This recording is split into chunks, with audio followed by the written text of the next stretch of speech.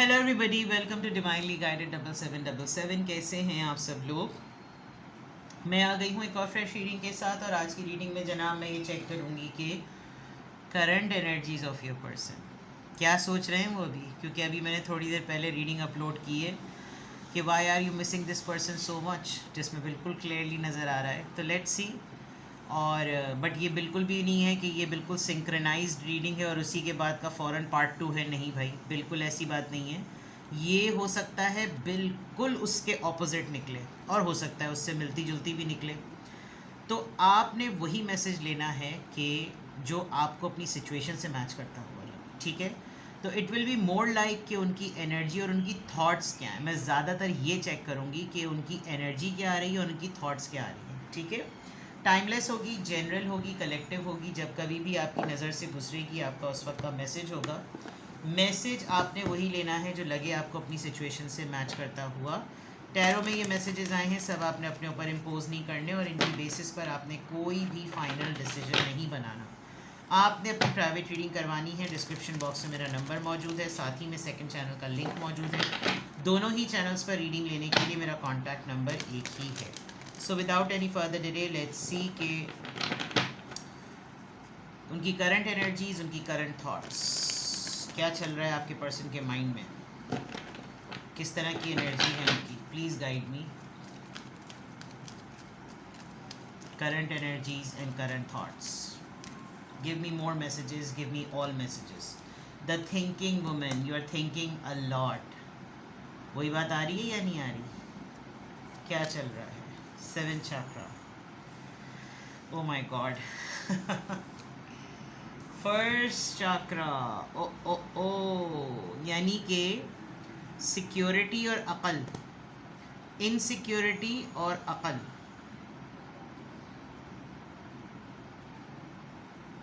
क्या चल रहा है, क्या चल रहा है करंट है। दिस पर्सन नोज, ये इंसान आपको नो डाउट, एक कॉन्फिडेंस है आप दोनों का एक दूसरे के ऊपर।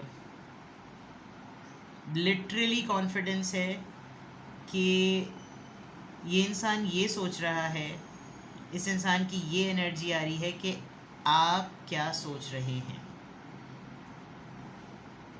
एंड इतना कॉन्फिडेंस है डिस्पाइट कि इसकी क्या इनसिक्योरिटीज़ हैं।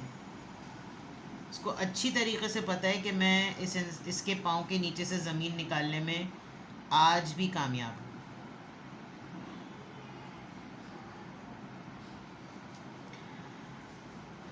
हूँ। एक तो सबसे अहम बात ये कि जब कभी भी आप इस इंसान के बारे में सोचते हैं, अब आप एक सर्टन लेवल पर आ गए। आपके पर्सन की करंट एनर्जीज़ में और करंट थॉट्स में बिल्कुल क्लियर नज़र आ रहा है कि वह आपको एक लेवल पर देख रहे हैं, एक ऐसे लेवल पर जहाँ पर आपके पास विजडम है, नॉलेज है, आप बहुत ग्रेसफुल हैं। और चाहे आप अपने ऊपर कितने भी मास्क क्यों ना चढ़ा लें, but you think a lot and you think always. ये एक चीज़ बिल्कुल क्लियर नज़र आ रही है। थिंकिंग वुमेन, इनकी करंट एनर्जीज़ में बिल्कुल क्लियर नज़र आ रहा है कि वो ख़ुद भी एक तरीके से बहुत ज़्यादा सोच रहे हैं और उनको एक बहुत कॉन्फिडेंस है कि आप भी उनके मुतालिक कुछ ना कुछ सोच रहे हैं। नॉलेजेबल, क्लैरिटी, अपने आप को एरोगेंट बना लेना, रूड बना लेना, ऐसी बाउंड्री सेट कर लेना जिसमें सारी बातें प्रैक्टिकल प्रैक्टिकल प्रैक्टिकल होती रहें। तो इनकी करंट एनर्जी में यही है कि दरअसल इसको अब कुछ भी एक्सप्रेस करने में प्रॉब्लम है। मुझे इनसिक्योरिटी सिर्फ ये कि मैं इसको, अगर मुझे कुछ पैशन फील भी हो रहा है, अगर मुझे कोई फीलिंग्स आ भी रही हैं, तो आई एम जस्ट इनसिक्योर कि मैं एक्सप्रेस करने में क्या मेरी बात, मेरी सह, मेरी फीलिंग्स, मेरे जज्बात, मेरे एहसासात, मेरा जुनून क्या ज़ाया हो जाएगा। दिस इज़ समथिंग एक ही चीज़ इनकी एनर्जी में क्लियर नज़र आ रही है कि या तो हर मामले को ये बहुत अच्छी तरीके से डील करने में केपेबल हैं अपनी अक़ल के साथ, अपनी जहानत के साथ, लेकिन जहाँ बात आपकी आ जाती है तो इस इंसान को लगता है कि ये बहुत ज़्यादा खौफज़दा और बहुत ज़्यादा फ़ियर में, बहुत ज़्यादा एनजाइटी में और बहुत ज़्यादा जो है ना बेबस सा है, और इनसिक्योरिटी बहुत ज़्यादा बढ़ रही है। क्या करंट एनर्जी है? करंट एनर्जी में आपको खो देने की एक इनसिक्योरिटी है, करंट एनर्जी में आपको लूज़ कर देने की एक एनर्जी है, करंट एनर्जी में ये कि अब ये इंसान आपको अपने और आपके दरमियान के फ़र्क को बहुत समझने लगा है। इस इंसान को लग रहा है कि शायद उसकी तरफ से फाइनेंशियल डिफरेंस था, आपकी तरफ से जहानत का डिफरेंस था। तो ये इंसान ये समझता है कि अब शायद वो स्टेज है जहाँ पर बातें नहीं बनाई जा सकती, अब वो स्टेज है कि जहाँ पर मैनिपुलेट नहीं किया जा सकता, अब वो स्टेज है जहाँ पटाया नहीं जा सकता। अब इसको नॉलेज आ गई है, अब इसको समझ आ गई है। और ये हो सकता है अभी रिसेंटली आपने इनकी कोई ऐसी चीज़ें, 2-3 चीज़ें ऐसी बड़ी स्ट्रांगली पकड़ी हों जो कि आपको अंदाज़ा हुआ हो कि देखा मैंने कोचिंग पढ़ी, मैंने समझा, मैंने मेंटोरिंग की, मैंने मेंटी बनी, मैं ये बना, मैं वो बनी। यानी हर चीज़ में आपने अपने आप के अंदर ग्रोथ शो की, और वो नज़र आ रहा है इस बटरफ्लाई से कि now you are a different person for this इंसान। आप खुद एक इंसान, एक इंडिविजुअल होते हुए इस इंसान के लिए बड़े मुख्तलिफ से हो गए, जिसकी वजह से ये इंसान थोड़ा सा क्या मैं कहूँगी कि कॉम्प्लेक्स भी फील कर रहा है कि अब होते हुए भी सब कुछ मैं जो हूँ वो कुछ ना एक्सप्रेशन में हूँ, ना बॉदर्ड हूँ, ना बॉदर करने में हूँ, ना बॉदर हो रहा हूँ या हो रही हूँ। और यही तमाम चीज़ें जो इसकी करंट एनर्जीज़ में बहुत क्लियरली जिसको कहना चाहिए ना, वो नज़र आ रही हैं। तो लेट्स एक्सप्लोर मोर। दोनों ही चीज़ों को देखेंगे कि आपके पर्सन की करंट एनर्जी क्या है, करंट थॉट्स क्या हैं। लेट मी सी क्या करंट एनर्जीज़ हैं, क्या थॉट्स हैं। जो भी चीज़ जिस तरह से भी आएगी वो मैं आपको पूरा बताती हूँ।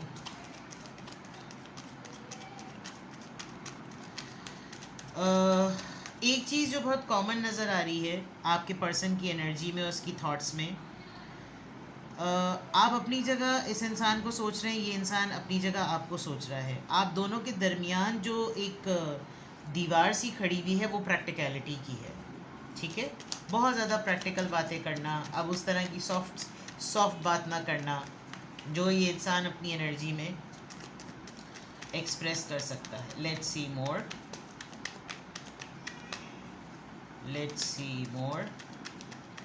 current energies, current thoughts of your person.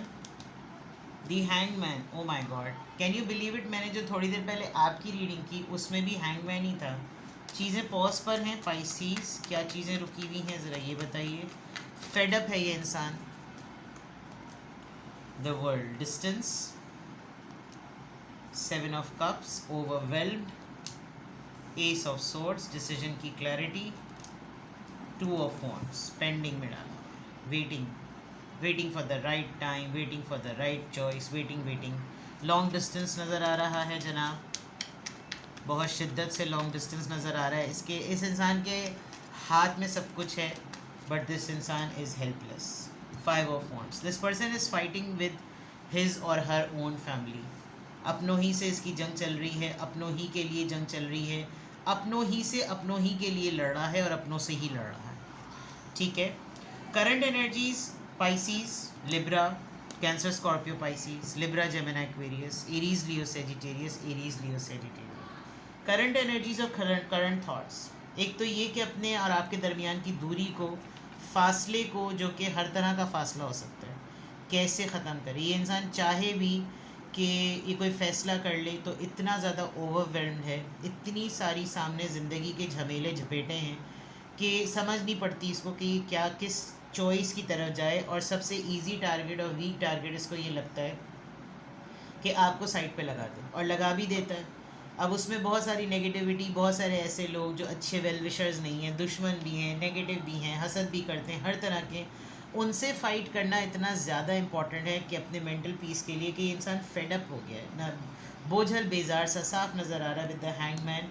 एक तो डिस्टेंस है, एक जो होता है ना टच एलिमेंट, वो टच एलिमेंट भी नहीं हो पा रहा आपसे, आपको देखना चाह रहा है तो देख नहीं पा रहा, आपसे मिलना चाह रहा है तो मिल नहीं पा रहा, बहुत सारी ऐसी चीज़ें। और फिर हर तरफ किसी चीज़ का प्लान बना रहा है, कोई डिसीजन ले रहा है, कोई आइडिया जनरेट कर रहा है, कोई सोल्यूशन सेट कर रहा है, तो बहुत से मसाइल सामने नज़र आ रहे हैं। अभी रिसेंटली इस इंसान ने कोई हिम्मत की है, ऑनेस्टली स्पीकिंग, इसने अभी रिसेंट पास्ट में अभी इसने कोई ऐसी हिम्मत की है कि मैं ये डिस्टेंस ख़त्म करूँ, या तो मैं बात करूँ, या फिर मैं पहुँचूँ, या फिर मैं बुलाऊँ, या फिर मैं कुछ भी करूँ, but still it's in his और इन her hands.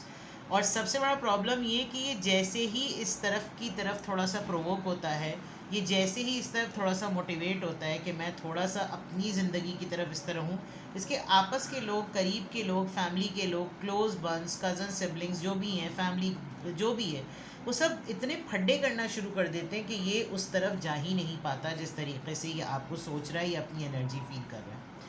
And this person knows it very well कि आप कहीं ना कहीं दूर बैठ के इसका इंतज़ार भी कर रहे हैं, इसकी राह देख रहे हैं। ऐसा नहीं है कि आप नहीं राह देख रहे होंगे, चाहे ये within the same city ही क्यों ना हो, लेकिन डिस्टेंस है आप दोनों के दरमियान। और बिल्कुल आपको ऐसा ही बाज़ दफ़ा लगता होगा कि ये पता नहीं कौन से दुनिया के एक दूसरे पोल में है कि मेरा और इसका जो है वो बिल्कुल रीजन या टाइम जोन या सब कुछ ही बिल्कुल मुख्तलिफ है। तो करंट थॉट्स में और करंट एनर्जीज़ में इनके बिल्कुल ये नज़र आ रहा है। लेट्स सी कि यहाँ पर ये हैंगमैन की एनर्जी क्यों आई है। प्लीज़ क्लैरिफाई यहाँ पर हैंगमैन की एनर्जी क्यों आई है। 4 ऑफ पेंटिकल्स, अपनी फाइनेंशियल पोजीशन की वजह से सेविंग्स बहुत ज़्यादा करनी पड़ रही हैं, सेविंग्स का ध्यान करना पड़ रहा है। शायद कभी इस इंसान ने इस तरह से कभी सोचा नहीं कि इसको कभी एक टाइम ये भी आएगा कि इसको सोचना पड़ेगा कि मैं अपने एक्सपेंसेस में लग्जरी नीड्स को कैसे डिस्क्रिमिनेट करूं। तो हो सकता है अभी इंसान अपने थोड़े दूसरे मामलात में इतना उलझा हुआ है कि इसको लग रहा है कि अभी मैं अपनी फीलिंग्स को भी ज़रा रिज़र्व करके रखूं, मैं कुछ एक्सप्रेस ना करूं, मैं कंट्रोल कर लूं तो ज़्यादा बेटर है, मैं कुछ ना बताऊं, मैं अपनी चीज़ों को टाइटली होल्ड करके रखूं, अपनी एसेसरीज़ को, अपनी रिसोर्सेज को, और चाहे उस रिसोर्सेज में वो मेरी फीलिंग्स ही क्यों ना हो, लेकिन किसी को मैं ना बताऊं। And this person is actually saving a lot. ठीक है, द वर्ल्ड कार्ड यहाँ पर क्यों आया है, ये किस चीज़ को रिप्रेजेंट कर रहा है। 3 ऑफ सॉर्ड्स, एक तो डिस्टेंस, ऊपर से हर्ट। शायद आप लोगों की लास्ट टाइम जब बात हुई थी तो कोई ऐसी खट्टी खड़ास बात हुई होगी जिसमें थर्ड पार्टी एलिमेंट भी नज़र आ रहा है। हो सकता है आपको मालूम हो कि आप एक थर्ड पार्टी रिलेशनशिप में हैं जिसकी वजह से आपको कॉम्प्रोमाइज़ और सेक्रीफाइसेस ज़्यादा करने पड़ रहे हैं, और आपको सेक्रीफाइसेस और कॉम्प्रोमाइज़ करते करते करते इतनी ज़्यादा समझ आ गई है कि अब आप इसके टैक्टिक्स समझने लगें। और ये इंसान अब बिल्कुल बेबस है कि एक तो दूरी, distance, miscommunication, lack of understanding, miscommunication, ये तमाम चीज़ें काफ़ी ज़्यादा प्रॉब्लम क्रिएट कर रही हैं और तकलीफ़ जो है वो बढ़ती ही जा रही है। कुजा के मरहम बने, लेकिन ये बढ़ती ही जा रही है। 7 ऑफ कप्स, ये इतनी ओवरवेल्म चॉइसेस, ऑप्शंस किस बात के हैं। 4 ऑफ वॉन्ड्स, ओके, कोई थ्रेशोल्ड है,